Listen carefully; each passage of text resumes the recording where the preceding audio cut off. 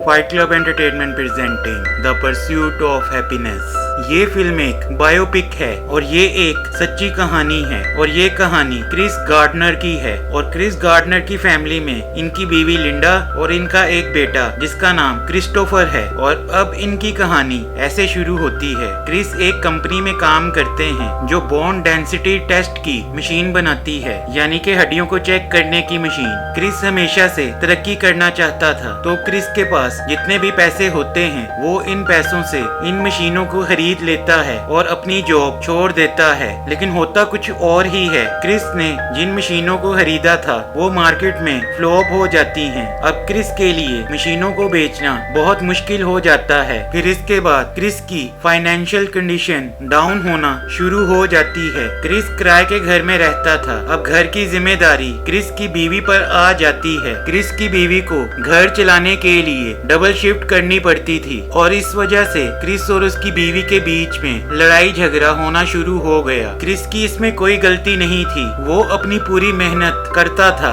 लेकिन क्या किया जा सकता था। क्रिस को अपने घर का खर्चा चलाने के लिए महीने में 4 मशीनें बेचना जरूरी था, लेकिन एक भी मशीन बिक नहीं रही थी। फिर हम देखते हैं कि एक दिन क्रिस एक कंपनी के आगे से गुजर रहा होता है, तभी वहाँ पर एक गाड़ी आकर खड़ी होती है और इस गाड़ी से एक आदमी नीचे उतरता है। क्रिस उससे पूछता है, I got 2 questions. What you do and how do you do it? मतलब कि आप ये सब कैसे करते हो, ये सब कैसे मैनेज करते हो। वो आदमी क्रिस को जवाब देता है और कहता है, I am शेयर ब्रोकर। फिर वो इस कंपनी की तरफ इशारा करता है और इस कंपनी से जितने भी लोग बाहर आ रहे होते हैं वो सब बहुत खुश होते हैं और क्रिस को भी इन्हीं खुशियों की तलाश होती है। क्रिस सोचता है क्यों ना मैं भी शेयर ब्रोकर बन जाऊं। फिर अगले सीन में हम देखते हैं कि क्रिस अपने घर जाता है और अपनी बीवी को कहता है कि मैं सोच रहा हूँ इस काम को छोड़कर क्यों ना कोई और काम कर लूं। क्रिस की बीवी कहती है, हाँ तुम्हें करना चाहिए, वैसे भी तुम्हारी मशीन कोई खरीदता तो है नहीं। तो क्रिस अपनी बीवी को बोलता है कि क्यों ना मैं एक शेयर ब्रोकर बन जाऊं। उसकी बीवी कहती है, तुम एस्ट्रोनॉट नहीं बनना चाहते। यहाँ पर इसकी बीवी इसका मजाक उड़ा रही होती है क्योंकि उसको क्रिस पर यकीन नहीं होता। अगले सीन में हम देखते हैं कि क्रिस की बीवी डिसाइड कर लेती है कि अब वो क्रिस के साथ नहीं रहेगी और उसे छोड़कर चली जाएगी। फिर वो क्रिस को कहती है कि मैं तुम्हारे साथ नहीं रहना चाहती और मैं जा रही हूँ, और वो अपने बच्चे को साथ लेकर चली जाती है। फिर हम देखते हैं कि क्रिस अपनी बीवी के पास जाता है और उसे कहता है कि तुम्हें जाना है तुम चली जाओ, लेकिन मेरे बच्चे को मेरे पास छोड़ जाओ, क्योंकि क्रिस अपने बच्चे को बहुत प्यार करता है। और उसकी बीवी को तभी एक जॉब मिलता है यूरोप से और उसकी बीवी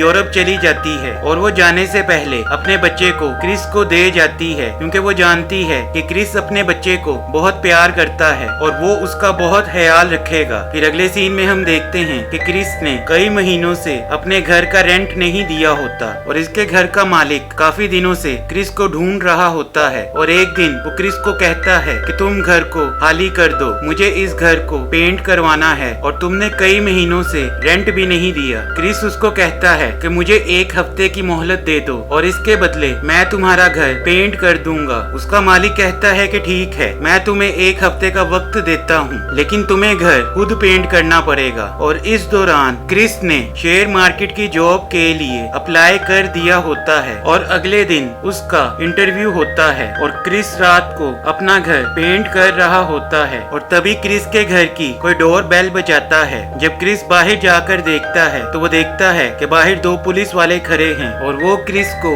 अरेस्ट कर लेते हैं क्योंकि क्रिस ने अपनी पार्किंग में जो उसे फाइन हुआ था वो नहीं भरा होता। तो इस वजह से क्रिस को गिरफ्तार कर लिया जाता है। फिर हम देखते हैं कि पुलिस स्टेशन में क्रिस इनसे बहुत रिक्वेस्ट करता है कि मुझे छोड़ दो, कल मेरा इंटरव्यू है। लेकिन कानून तो कानून है। पुलिस वाले कहते हैं कि हम तुम्हें सुबह 10 बजे से पहले नहीं छोड़ सकते और कल क्रिस का इंटरव्यू है। अगले सीन में हम देखते हैं अगली सुबह पुलिस वाले क्रिस को छोड़ देते हैं और क्रिस भागता हुआ इंटरव्यू के लिए जा रहा होता है। फिर अगले सीन में हम देखते हैं कि क्रिस लॉबी में बैठा हुआ अपनी बारी का इंतजार कर रहा होता है और क्रिस के कपड़े भी बहुत गंदे होते हैं क्योंकि वो कल रात को पेंट कर रहा था, इस वजह से इसके कपड़ों पर पेंट लगा होता है। फिर यहाँ पर रिसेप्शनिस्ट आती है और वो क्रिस का नाम लेती है। क्रिस थोड़ी देर सोचता है और फौरन खड़ा हो जाता है और उसके साथ चला जाता है। अब जब क्रिस वहाँ पर पहुँचता है जहाँ पर इंटरव्यू लिया जा रहा होता है तो ये सब क्रिस को देखकर हैरान होते हैं क्योंकि ऐसा पहली बार होता है कि कोई इस तरह के कपड़ों में इंटरव्यू देने आया होता है। अब ये कुछ कहें इससे पहले क्रिस कहता है कि मैं आधे घंटे से सोच रहा हूँ कि मैं इस तरह के कपड़े पहनकर इंटरव्यू देने के लिए क्यों आया हूँ, लेकिन मैं कोई कहानी नहीं सोच पाया। और सच ये है कि मुझे कल पुलिस ने अरेस्ट कर लिया था। वो क्रिस से पूछते हैं कि पुलिस ने तुम्हें अरेस्ट क्यों किया था, तो क्रिस इनको बताता है क्योंकि मैंने अपना पार्किंग फाइन पे नहीं किया था। वो कहते हैं कि पार्किंग फाइन, क्योंकि ये इनके लिए एक नॉर्मल बात होती है। अब यहाँ पर सवाल जवाब शुरू हो जाते हैं। ये क्रिस से पूछते हैं कि तुम्हारी तालीम क्या है। क्रिस इनको जवाब देता है कि मैंने सिर्फ 12 पास किया है और उसमें मैं फर्स्ट आया था। तो ये क्रिस से पूछते हैं कि तुम्हारी क्लास में कितने लोग थे, तो क्रिस कहता है सिर्फ 8 लोग थे। तो ये क्रिस को कहते हैं कि 8 लोगों में फर्स्ट आना कोई बड़ी बात नहीं। तो ये सब एक दूसरे की शक्ल देखते हैं। इसके बाद क्रिस इनको कहता है कि मैं नेवी में भी था और उसमें भी मैं फर्स्ट आया था, लेकिन ये क्रिस की बातों से इम्प्रेस नहीं होते और क्रिस ऑलमोस्ट रिजेक्ट हो जाता है। तभी यहाँ पर क्रिस कहता है कि क्या मैं कुछ बोल सकता हूँ, तो क्रिस कहता है कि मैं एक ऐसा इंसान हूँ जब कोई मुझसे सवाल पूछता है और मुझे इसका जवाब नहीं आता तो मैं इसको साफ कह देता हूँ कि मुझे इसका जवाब नहीं आता, लेकिन मैं एक बात की शर्त लगाता हूँ कि मुझे पता है कि जवाब कैसे ढूंढा जाता है और मैं जवाब ढूंढ कर रहता हूँ। क्रिस की इस बात से थोड़ा सा क्रिस का इम्प्रेशन इन पर पड़ता है। फिर इनमें से जो सबसे ज्यादा सीनियर आदमी होता है वो क्रिस से एक सवाल करता है कि एक आदमी मेरे पास इंटरव्यू के लिए आता है और उसने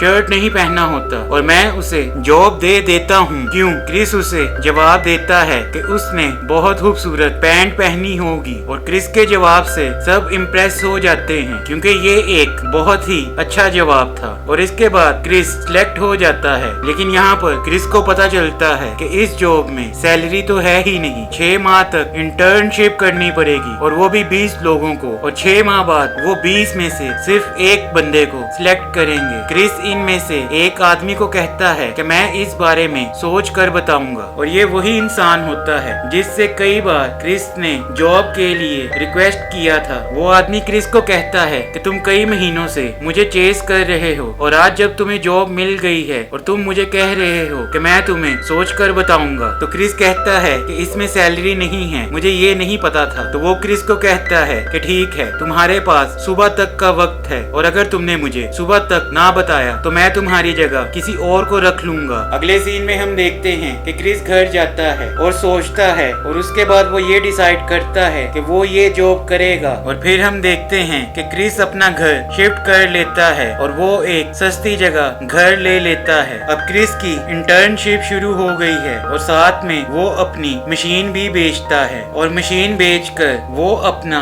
6 माह का खर्च इकट्ठा कर लेता है। वो सोचता है कि 6 माह का तो मैंने अपना खर्चा इकट्ठा कर लिया है और अगर मुझे जॉब मिल गया तो ठीक है, वरना मेरे पास पैसा तो है ही क्योंकि खर्चे भी कम हो गए और घर भी कम रेंट पर ले लिया। और एक दिन क्रिस को एक लेटर मिलता है और ये लेटर गवर्नमेंट की तरफ से होता है और इस लेटर में लिखा होता है कि आपने अपने जितने भी टैक्सेस नहीं भरे, इसके बदले आपके अकाउंट में जितने भी पैसे थे वो हम ले रहे हैं। इससे क्रिस बहुत ज्यादा परेशान हो जाता है क्योंकि अब क्रिस के पास कुछ भी नहीं बचा, क्योंकि अब उसके पास ना मशीन्स हैं ना पैसा है और इंटर्नशिप से भी उसे एक पैसा नहीं मिलता। अब क्रिस बहुत ज्यादा परेशान हो जाता है। अब कुछ वक्त ऐसे ही गुजर जाता है और एक दिन क्रिस जब अपने घर वापस आता है तो वो देखता है कि उसके घर का सारा सामान बाहर पड़ा हुआ है क्योंकि उसने यहाँ भी कई महीनों से रेंट पे नहीं किया। अगले सीन में हम देखते हैं क्रिस अपने बेटे और अपने सामान के साथ अपने दोस्त के घर के बाहर खड़ा हो जाता है। ये क्रिस का वो दोस्त होता है जिसने क्रिस के कुछ पैसे देने थे। वो उसके घर के बाहर खड़ा होकर चिल्लाता है और कहता है कि मुझे मेरे $16 चाहिए। ये क्रिस के लिए बहुत ही मुश्किल वक्त था, लेकिन उसका दोस्त दरवाजा नहीं खोलता और इसके बाद क्रिस अपने बेटे को मेट्रो स्टेशन ले जाता है और वहाँ पर बैठकर वो सोच रहा होता है कि अब मैं क्या करूँ, कहाँ जाऊँ अपने बेटे को लेकर। तभी वो अपने बेटे को बहलाकर पर उसी मेट्रो स्टेशन के टॉयलेट में घुस जाता है। अपने बेटे को वो ये सब कुछ एक गेम के जरिए समझाता है और अब वो अंदर से दरवाजा बंद कर देता है और अपने बेटे को अपनी गोद में सुला देता है। और इस वक्त क्रिस की आंखों में आंसू होते हैं क्योंकि उसे आज अपने बेटे को टॉयलेट में सुलाना पड़ा। ये इसकी जिंदगी का बहुत ही मुश्किल वक्त था। फिर अगली सुबह क्रिस अपने बेटे को स्कूल में छोड़कर अपने काम पर चला जाता है और शाम को क्रिस जल्दी वापस आ जाता है और वो शेल्टर हाउस ढूंढना शुरू कर देता है। एक जगह क्रिस जाता है और उसे बताया जाता है कि हम सिर्फ औरतों और बच्चों को ही रखते हैं। तो क्रिस यहाँ से दूसरी जगह जाता है चर्च में, तो वहाँ पर अलाउ होता है और यहाँ पर कुछ रूल्स भी होते हैं क्योंकि शेल्टर हाउस में बहुत से ऐसे लोग आते हैं और वो रूल ये होते हैं कि जो यहाँ पर पहले आएगा वही यहाँ पर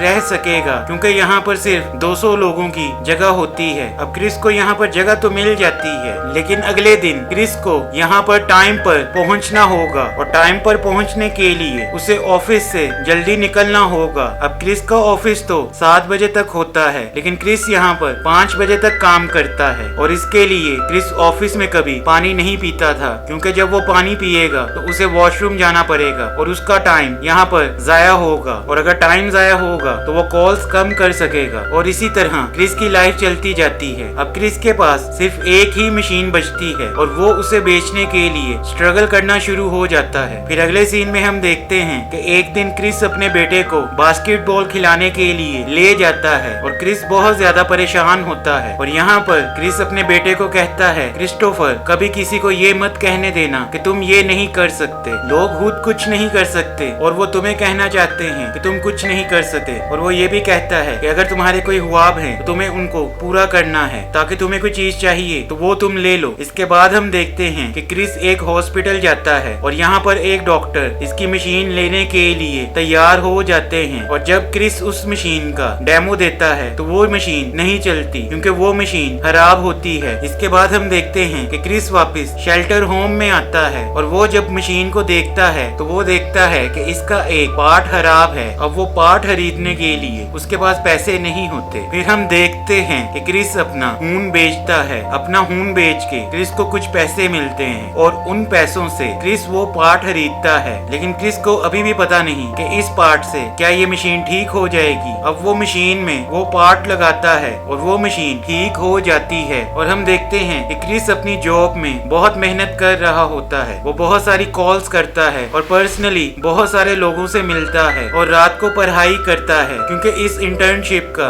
एक एग्जाम भी होता है जो क्रिस को पास करना है। अगले सीन में हम देखते हैं कि क्रिस का एग्जाम होता है और क्रिस ये एग्जाम सबसे पहले कर लेता है। वो सारे सवालों के जवाब दे देता है और इसके साथ एक और आदमी एग्जाम दे देता है और वो भी बहुत इंटेलिजेंट होता है। अब ये दोनों लिफ्ट में जा रहे होते हैं तो वो लड़का क्रिस से पूछता है कि तुम्हारा पेपर कैसा हुआ। क्रिस जवाब देता है कि अच्छा हुआ। इसके बाद क्रिस कहता है कि मुझे ऐसे क्वेश्चंस में थोड़ी सी डिफिकल्टी हुई। तो वो क्रिस को कहता है ऐसे क्वेश्चंस ये कहाँ थे। क्रिस कहता है कि लास्ट पेज पर। दरअसल इस आदमी ने वो सवाल नहीं किए होते। फिर इसके बाद हम देखते हैं कि वो लिफ्ट खोलता है और भागता है। अब ये नहीं दिखाया गया कि उसने वो सवाल किए या नहीं किए। अब अगले सीन में हम देखते हैं रिजल्ट का दिन होता है और वहाँ पर क्रिस को बुलाया जाता है। फिर हम देखते हैं कि क्रिस अंदर जाता है। यहाँ पर मौजूद सब वही लोग होते हैं जिन्होंने क्रिस का इंटरव्यू लिया था। क्रिस इन सब से हाथ मिलाता है और इनको कहता है कि आज मेरा यहाँ पर लास्ट डे था तो मैंने सोचा कि न्यू शर्ट पहन कर जाता हूँ। तो इनका सीनियर बोलता है कि क्रिस क्या होगा कि अगर कल तुम्हारा पहला दिन हो, क्या तुम हमारे साथ काम करना चाहोगे क्रिस। ये सुनकर क्रिस की आंखों में आंसू आ जाते हैं क्योंकि 6 माह से जो वो स्ट्रगल कर रहा था, जो वो हार्ड टाइम देख रहा था, क्रिस के वो दिन आज खत्म हो गए थे। और फिर हम देखते हैं कि क्रिस की आंखों में आंसू होते हैं और वो इन सब से हाथ मिलाकर जा रहा होता है। तब यहाँ पर क्रिस का सीनियर बोलता है क्या ये आसान था क्रिस। तो क्रिस जवाब देता है, वो कहता है नहीं सर, ये बिल्कुल भी आसान नहीं था। इसके बाद क्रिस की जो भी फाइनेंशियल कंडीशन होती है वो ठीक हो जाती है और कुछ सालों बाद क्रिस अपनी एक फर्म खोलता है और उसके कुछ सालों बाद वो इस फर्म को मिलियंस डॉलर्स में बेचता है। आज क्रिस एक बहुत कामयाब और अमीर इंसान है और ये फिल्म यहीं पर खत्म हो जाती है। उम्मीद करते हैं कि आपको ये हमारी वीडियो पसंद आई होगी। मजीद ऐसी वीडियोस देखने के लिए चैनल चैनल को सब्सक्राइब करें, वीडियोस को लाइक करें और ज्यादा से ज्यादा शेयर करें।